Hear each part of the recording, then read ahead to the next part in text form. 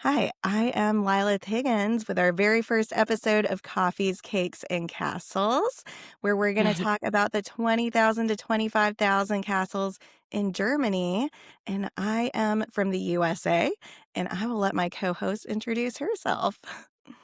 I'm Lara. I'm from Germany, the northern part of Germany. We don't really have that many castles up here, but in the southern part, there are lots of them. And yeah, we're two girls who happen to love all the things involving coffee and cakes and castles. And when we went on the little trip last year, we're like, okay, we need to talk about all the stuff we saw.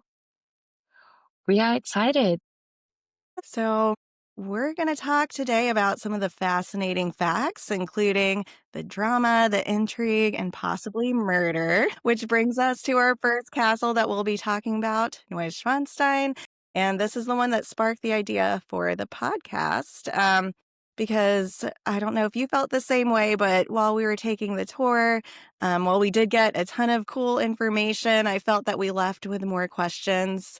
Yeah, definitely. So we kind of started digging a little bit deeper to get some of those answers. And then we were like, I wonder what else, what other castles have all this information that we can kind of research and learn about and uncover because it's all very fascinating.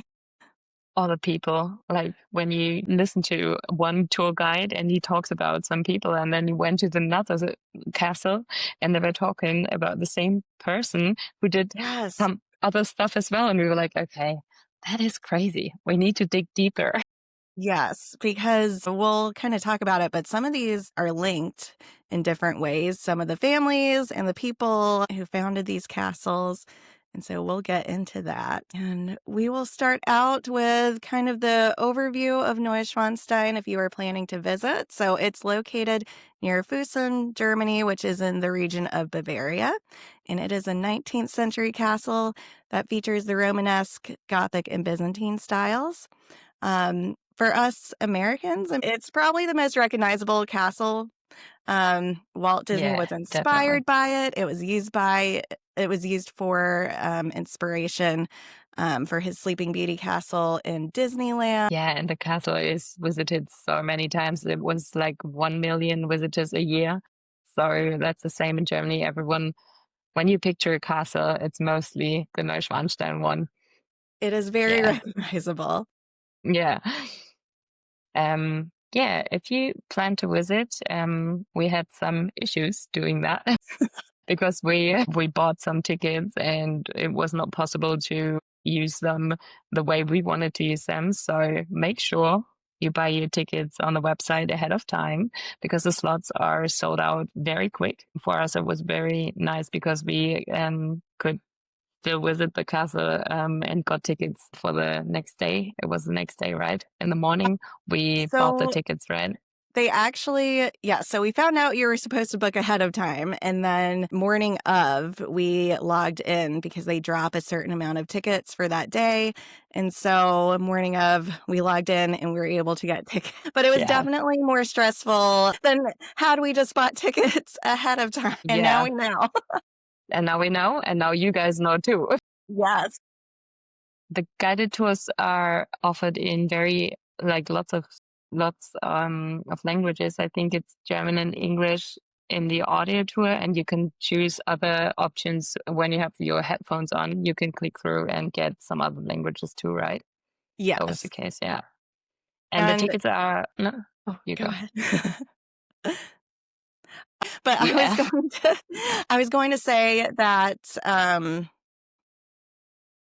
oh, yes, you must purchase tickets for a tour. Like, you All have right. to go through, you can only visit Neuschwanstein, either through purchasing tickets through the website or through another legitimate guided tour. And you can walk, take a shuttle, or take a carriage ride to the castle. I don't know if you had researched this ahead of time, but I feel like we got there and we were like, oh, I guess we're walking. But there are other options. I did ask when we were coming to Germany, I did say that I wanted to do hiking, I wanted to see castles, and I wanted to taste some wines. And I did get some hiking and a castle in. all in one. Exactly. Yeah, it's quite steep. You have to be a little bit fit to go up the hill because I don't really know how long the walk was, but it took some time because it was steep and there are lots of people walking. But Yes, that's just my or just opinion. plan to take your time. Yeah, Yeah. yeah, that's true too. Just be aware because they are time tickets, so just plan for that if you are All going to right, walk. you have it. Yes, and so the path to the castle starts in the village of Hohenschwangau, and then if you are into hiking, you can get a beautiful view of the castle from the Marienbrücke, and this was commissioned by King Maximilian in the 1840s. There's a shuttle bus up, um, and the bridge can be closed due to weather, so just kind of check on that. And then we did have to wait in line for a little bit. Yeah. So keep that in mind if Little you bit want of to a go on the line, but bridge. it wasn't bad. The view was definitely worth it, Yeah, because you got kind of the full picture of Neuschwanstein. It's yeah, like a postcard picture of yeah, that's true. Neuschwanstein, yeah. And if you do wanna hike and you do want to continue on, bring some good footwear because there is if you Yes. continue past the bridge, there is a hike that you can go on Yeah, the if you hike is want to do that. quite for experienced people, I guess, because we had to get onto some stones and go the way up. There was some climbing, like, not climbing, but there was some, like, rock scrambling involved, I Yeah, guess. Some rock scrambling. rocks. That was the word I was looking for. But Yes, still, it's still, when you are into it, do it because it's quite beautiful being up there and look on the castle. That's really yes, nice. it was beautiful. Yeah. So there is coffee while you wait, Yeah. There's a and if little you're store. watching the video, I have my mug, and so I was able to have coffee outside of a castle, which That's was nice. quite good. Yes, good thing while you wait. And then there's also a Schloss restaurant on the way. We stopped on the way down, but it's right off that path. And it was pretty good. It was a little touristy, but for us, it was worth it because I feel like after doing some hiking, seeing the castle, we were definitely ready. Yeah. It was really good. Definitely ready to eat. Yeah. So that was nice. Okay. And now Yeah. we will get into the historical facts. So Neuschwanstein was built on the ruins of two medieval castles from the 11th century, and I will let you go ahead with their names. Yeah. The names were Vorder Hohenschwangau and Hinterschwangau. Now I'm struggling too. Germany is such a bad language. Not just me. No. They're also known as the castles of Schwangau, and this area was under the care of the Knights of Schwangau. And then you will appreciate this. So they have a connection to Henry the Lion. Yes. That is pretty nice because I'm from Braunschweig and Heinrich der Löwe is from Braunschweig. And that's a big connection. So yeah, Yeah. I So when we appreciate it. talk about there being some connections, and we'll discuss more of this in depth in episode 3 about Hohenschwangau and the Knights of Schwangau. Yeah. Okay, so I'm going to try to say this. So Yeah. Do Boder it. Hohenschwangau and Hinter Hohenschwangau castles. Yes, quite nice. They were abandoned in the Middle Ages and fell to ruin. And the peaks where the ruins were, they were known to Ludwig II, who would later go on to build Neuschwanstein, as he often walked this area with his brother and mother. And the 19th century was a time when many ruined castles were being bought and remodeled, and his father, Ludwig II's father, had actually remodeled Schwangau, which was later named Hohenschwangau. And so how did Exactly. Neuschwanstein come to be? So in 1866, after Prussia won unification and Bavaria fell under Prussian rule, Ludwig II lost political power, and building Neuschwanstein was a way for him to kind of feel in control. He had actually hoped to be named emperor. This was never in consideration, but that's what he was hoping for. His uncle Wilhelm became the king of Prussia, and Ludwig II did publicly support this. And so he went on to build Neuschwanstein. And to him, Schloss Hohenschwangau was too simple, and he wanted his new castle to surpass that of his father's. And he actually initially named it Neue Hohenschwangau, basically Yeah. telling his father that his castle was better. Yeah, and Neuschwanstein is 4 times bigger than Hohenschwangau, so he showed his father, my castle's bigger. Good. And it is when you're driving up to it, you could see Neuschwanstein. It was kind of foggy the morning that we Yeah, went, when and we you could drove just, up, yes. exactly. And it is so massive. Like we could see it rising up in the distance. Yeah, it was crazy, and we passed the little city where the other castle is standing, the Hohenschwangau, and it's quite close. Like Hmm. the distance is not very far, but when you drive up, you can just see Neuschwanstein on its big hill. So Yeah. that is quite like when he was building it, he knew his castle would be shown and his father's is not inside. Yes, I feel he definitely accomplished what he set out to do. Yes, definitely. um, and Hohenschwangau is beautiful, and we will discuss that episode 3. But I do think Ludwig II, he had a vision and he brought it to life. He brought it to life. Man, Did. And so his inspiration came from German castles, French castles, etc. He kind of got the idea from other palaces and castles that he had visited. Um, and also, we'll get into it, but he was really into kind of the medieval romanticism and fairy tales, which heavily influenced it as well. And so the clearing of the ruins began in 1868, and the foundation for Neuschwanstein was laid in 1869. And they actually had to level and lower the peak in order to bring about his vision. yeah, And it was built over a ravine as well. And that's the reason that Neuschwanstein is built up, because they had to build this over the ravine. And so they had to put in the rectangular parts of the castle and then connected it by kind of like a trapeze shape. yeah, it's crazy. When we saw like some pictures in the castle, how it was built, it's like the build up was crazy. And even when you ask yourself, how did they get all the materials up, like 200 meters up the mountain? It was a very complicated process, and they built up a road for building up the castle. And this road was completed in June 1869. Yeah, it was crazy, like building the street and then get up all the materials. And the they also had like a crane is right, to Yes. get all the materials in place, and had to take it to the work site. So it was a huge thing how they got all the stuff up.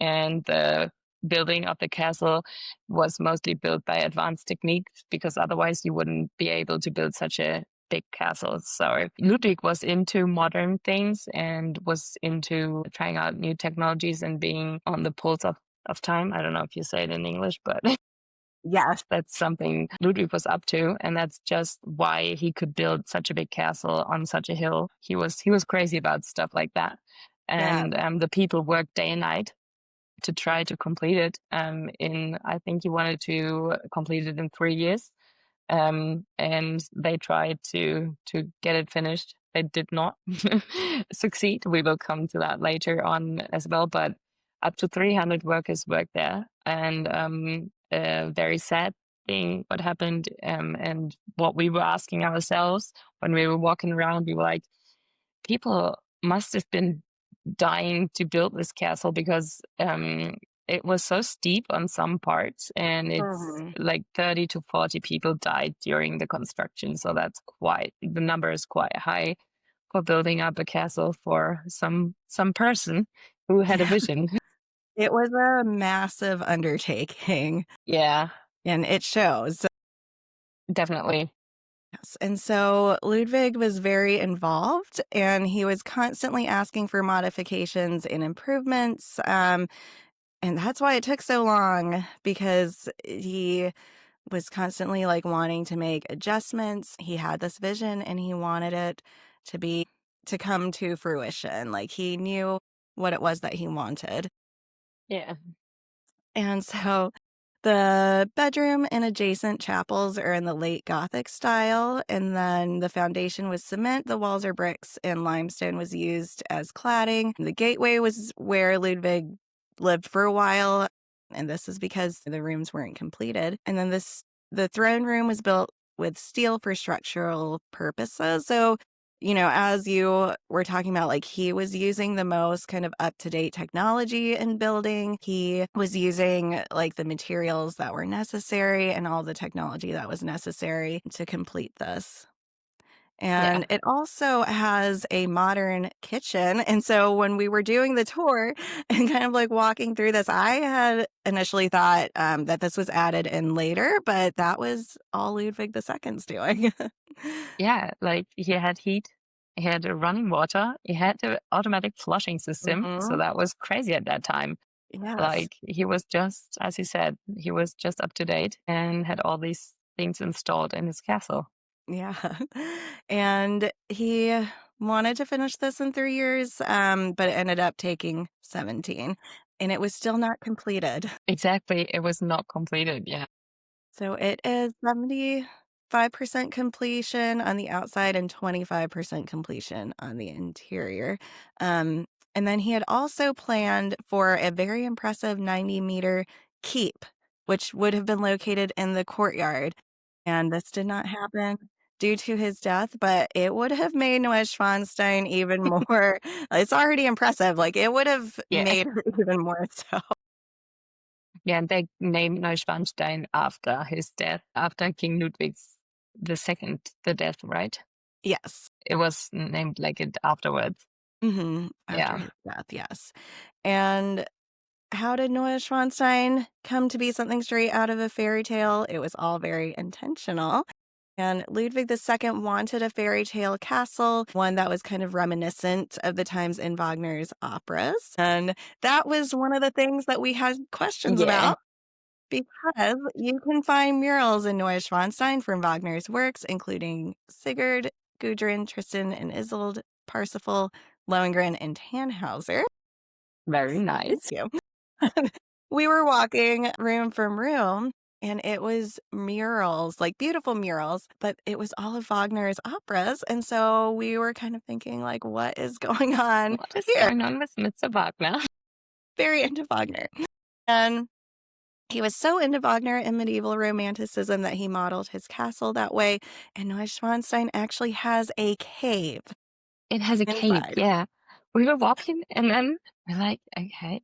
We were walking into it and it was like, "Okay, it's a real cave. It looks like a Yes, cave." They it had like the looks stones and the light and I don't know, it was crazy. Yes, like, it looks like an actual cave, and so he truly like, he had this image, and he made it happen, like, he put He did. a cave inside of this castle, and it's actually not the only cave inside one of his castles. He has, one that you can actually put a boat into. It's Very just impressive. crazy. Yeah. Yes. And when we are at impressive, the throne Mhm. room was impressive as well. Like when we were walking in, if you hear about the throne room, it's like, okay, it's gonna be very nice and it's gonna be, I don't know, red carpets or on the walls, like I don't know. And we The were walking in. tapestries, like Yeah, tapestries, red exactly. carpet, Yes. throne, yes. And then it was like it was just gold everywhere. Mhm. Yes. What is happening? Is it like, I don't know, a church? Yes, And and it was yeah. heavily influenced by the Byzantine Church and the Hall of the Holy Grail. Um, and you can tell, like you said, you walk in and it's all gold and just truly beautiful. And Ludwig II, so he felt akin to Parsifal or the Grail Knight, and he was interested in an absolute monarchy. And so he modeled his throne room to show this and show that he was a mediator between God and the world. Um, there was meant to be a throne instead of an altar, but the throne was not completed before his death, which I am interested in what his vision was for the throne because I Mhm. imagine it. also would have been impressive. Um, Must be. Yes. And so the throne room has the painting of Christ, the 12 apostles, and 6 canonized kings, showing his belief in the divine right to rule. It also has a mural of St. George slaying the dragon. And so this throne room was a representation of the divine order, and it was not actually meant for politics because, as we will get into, Ludwig II was not very much into politics. He wasn't. No. He was more like what he was described was more or less the Mad King Ludwig or the fairy tale king, like the Märchenkönig in German. So yeah, we were just going to dive into his life. Yeah. Yeah. He was born in Schloss Nymphenburg, which is located in Munich. We're going to talk about that one as well because it was impressive as well. Mhm. And he was born in 1845, and he mostly spent his childhood summers in Neuschwanstein, like the castle from his dad. He has a younger brother who's named Otto. He had some violent outbursts in his childhood, which, yeah, is quite easy to understand why he was referred to Mad King Ludwig as well. Yeah, and he was really into myth and fairy tales. So he was deeply into all that stuff which is not really real and where he could dream about. So it makes sense that Hohenschwangau was decorated in myth and fairy tales where he grew up. So that was quite influenced. Yes. And he was introverted and he preferred those stories to real life. He disliked the company of other children, and his parents also wanted him isolated and set apart as he was going to be king, but he was not very connected to his parents. Um, Wonder and why. and so now there's some debate as to whether, in current present day and time, he would receive some sort of diagnosis or if he was just eccentric or if it was because of the ingrown family tree. And this is not anything like Game of Thrones or anything crazy like that. But during that time, they kind of wanted, like his parents wanted to set him apart as he was going to be king. They kind of wanted to keep it in the family. Um, and so some think that may have contributed to the behavior. And his younger brother was in care for his mental health much of his life. And this will become relevant later when they were looking for someone to succeed Ludwig II. Yeah. He was described as very good looking in his youth. Yeah, and his grandfather, Ludwig I, gave up the throne due to Ludwig I's affair with Lola Montes. Montes is right. Right. Hmm. Um, and the inspiration for the lyrics, whatever Lola wants, Lola gets. Yes. Yeah, that's where it comes from. And at this time, Ludwig II's Ludwig the Yes. yeah, Ludwig was not really into relationships as you refer to. He was not really into kids, or like he did not really have girlfriends, but he was engaged to Sophie, the Duchess of Bavaria or the Bavarian state. And yeah, they pushed him to find a wife, but yeah, he broke up the engagement and they never married. So essentially, it should be like he was supposed to be a Lohengrin and wanted Sophie to be Elsa from the Wagner's operas, but she was not that cool with that. So yeah, he made her play and sing music from the operas, but she did not really felt it and I think it was a little much for her, a little too much. a little too much. And Mm. he said he would Yes. rather drown than marry. Yes. Yeah. He was not about marriage. Nope. No. But he was very close with his cousin Elizabeth Cece, the Duchess of Austria, and later the Empress of Austria. And he referred to them as the dove and the eagle. And she did not mind this. I think they kind of connected on that. They were both very much into the medieval romanticism and both very much into kind of fairy tales. And I think there were reports, like very much loved by her people, but also some reports that she was a little bit odd as well, but also described. Rebellious. And she was also described as very beautiful. Yeah. And she was actually known for that. She, at the time, was well known for being beautiful and the Empress of Austria. And one thing they connected through was the horsemanship because Ludwig Yes. was an excellent horseman and Sissy was into horses as well. She loved horses and she was riding a lot. And that's what people thought was crazy about her too, because she was so into horses that she, yeah, was always riding the normal way, not just the woman way because women ride with one leg over the saddle and men ride with the two legs on the saddle. And she was very into riding like men. And I think that's one thing they connected her to. Yes, their love of horses and riding. And so Ludwig II, excellent horseman. And at one point, he would ride his horses in the middle of the night and would go visit people. So he was just visiting the commoners and bestowing gifts upon them. And I cannot imagine how it would be to be woken up in the middle of the night by your king. But they, of course, let him in, and apparently they loved it. And so even though Ludwig II is described, as being odd and maybe he had some difficulties in his youth and was introverted, he was very much loved by the Bavarian people, not so much by the government, which we will get into, but Yeah. the people of Bavaria loved him. Yeah. And so getting into why he was maybe not loved so much by the government. Let's dive into that. So Ludwig II was very, very into Wagner, and he ended up paying off Wagner's debts. And not only this, but he was also providing Wagner with financial support.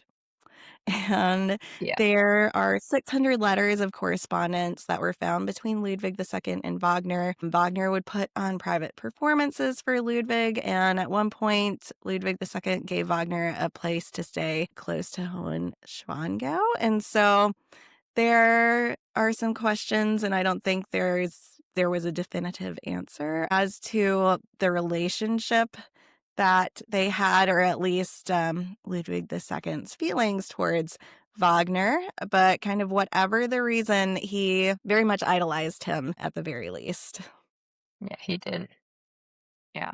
Crazy, right? Yes. It was crazy to see it in the castle and to dig deeper and find that he was so into Wagner and did all that stuff for him. That is a big Yeah. story about them, and we still don't know what this was. I feel like there could be a whole episode kind of dedicated to just Yeah, Wagner and definitely. Ludwig II's relationship. But we will get back to Neuschwanstein. Yes.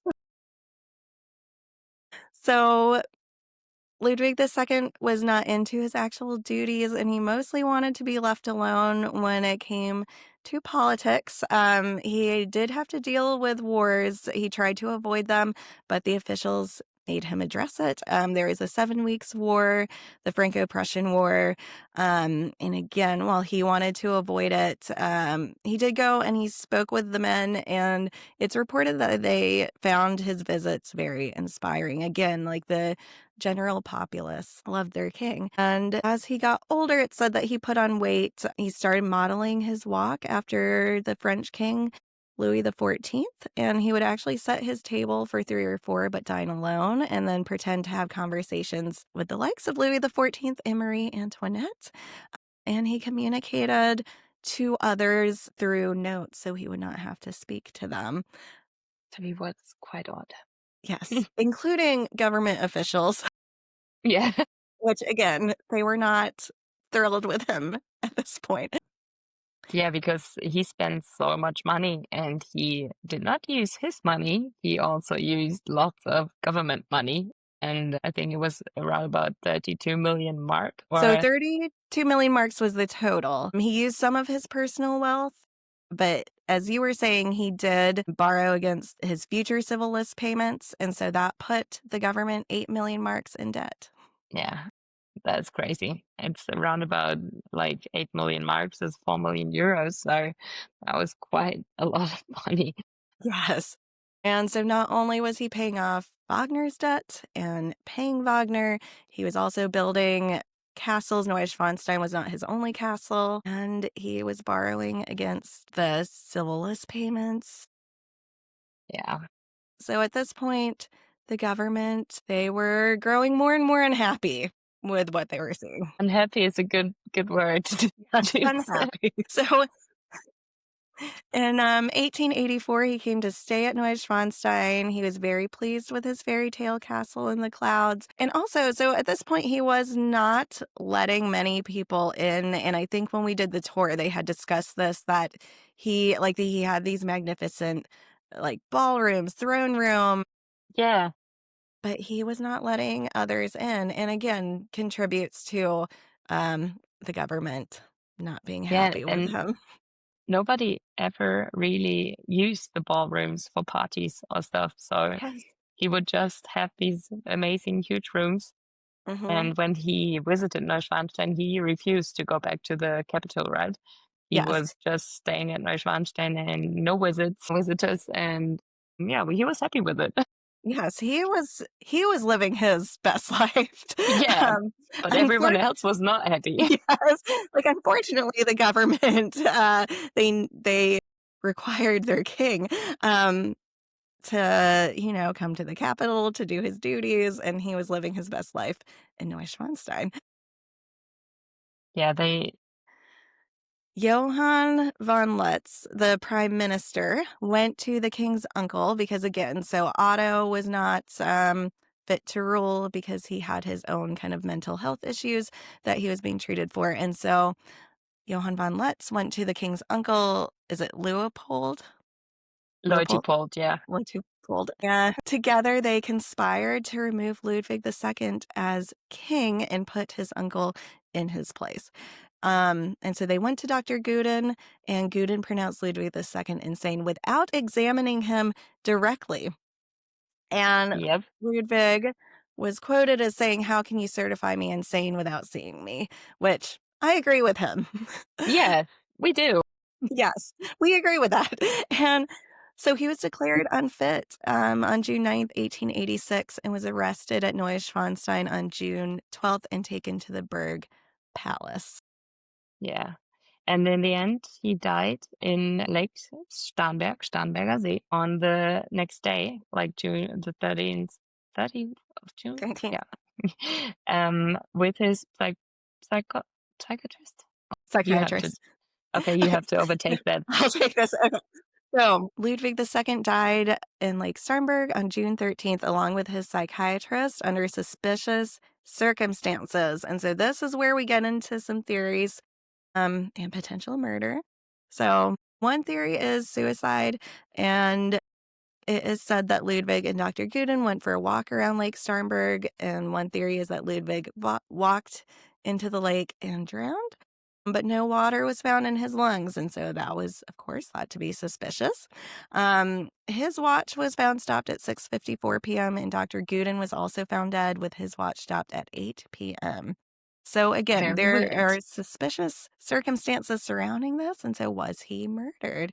There were rumors that there were armed men there to help Ludwig escape, and also rumors that Sissi was assisting in his escape because, if you remember, they were very close. And it's possible that Ludwig was attempting to swim to a boat to make an escape and died in the attempt. But again, no water was found in his lungs. And Very another weird. theory is that he was killed by Dr. Guden, but this is thought to be unlikely, and so were they assassinated. So friends Yeah.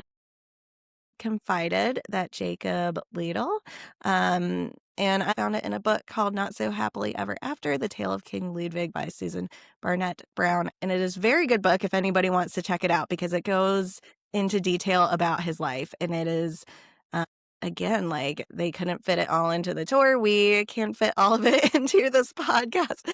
We will just But put it down in the show notes later. yes. So, yeah. Yes, but there's this book that is fascinating to read. And so from there, I found that friends had confided in Jacob Liedel, and he was involved in the search after the incident happens. And he may have witnessed Ludwig being shot while getting into the boat. And there is no written record, but it was passed down by his family.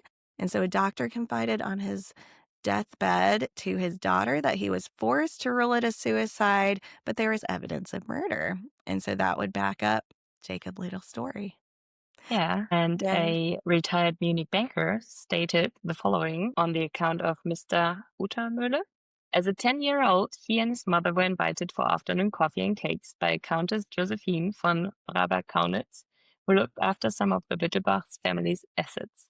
And Mr. Untermühle recalled how the countess gathered her guests, telling them in a hushed tone, "Now you'll find out the truth about Ludwig's death without the family knowing." And I will show you all the coat he wore on the day he died. So the countess opened the chest and pulled out a grey loden coat. And Mr. Uttermühle insists in his statement that he saw 2 bullet holes in his back. And his mother, who has since died, left him a written account of what they saw. So they stated he got shot. So that is yes, quite suspicious that there was a coat. suspiciously, this coat burned in a house fire, which also killed the Countess and her husband. Yep. Yes, so there are definitely suspicious circumstances, and there's a lot of hearsay surrounding it, but there's no hard evidence. But that was why we wanted to start out with Neuschwanstein, because again, like, they can't include everything on the tour, and so we heard that he had died in Lake Starnberg, and We that were like, in Wagner, we started yeah, researching a little bit more and digging into it, and it was just so fascinating. And then again, like, what other mysteries do these castles hide? And so, whatever happened to King Ludwig II, Neuschwanstein was open to the public after Ludwig's death, which I do not think he would have been very happy with. There's a report mm-mm, that when he left Neuschwanstein or was taken, he told a servant to close the doors and to not let anybody in. And then later it was opened, yeah, he would which not be happy. he would not be happy, but it is understandable seeing as how he there was a lot of debt and they kind of had to recoup this Yeah, debt. and Bavaria is making lots of money with this castle and people going into the castle, Mhm. but they also have lots of costs to Yes. let the castle stay as it is. So it's Mhm. understandable that you won't put such a huge history marker on hold just because the king said he doesn't want anyone into it. It's such a big Yes. story, so many mysteries, and yeah, he never got to see Neuschwanstein completed. That is such a big thing because he always wanted to have it completed in 3 years, and he never saw it completely completed. He did not, and, the Bavarian government actually after his death, they came in and they did, kind of finalize some areas, but yes, it is sad that Ludwig II had such a beautiful vision and built up this beautiful castle, and he never got to see it completed. He never got to see his vision completely through, Yeah. Yeah, and and Ludwig, as you said throughout the podcast, built lots of castles. yes, He also built the Linderhof and Herrenchiemsee. He commissioned the Falkenstein, and there's a Falkenstein Castle in Texas. We have the US connection. yes. That was built off based of the sketches that were given to the owners. So that's pretty cool. He still has his influence on some other castles. Uh, yeah, Yes, his quite a big vision story. lived on. Yes. And so we will end with bringing it back around as it's called Coffee, Cakes, and Castles. So, is there Yeah. coffee and cake? Yes, and yes. So, there is a cafe inside of the castle that has beautiful views, and you get to have coffee and cake in a castle. Yes, it was quite nice, and the people were Mhm. very nice. The Yes. coffee is quite standard. It's nothing like no specialty coffee. Cake was pretty good, especially Yes. after hiking up the mountain and listening to all the stuff.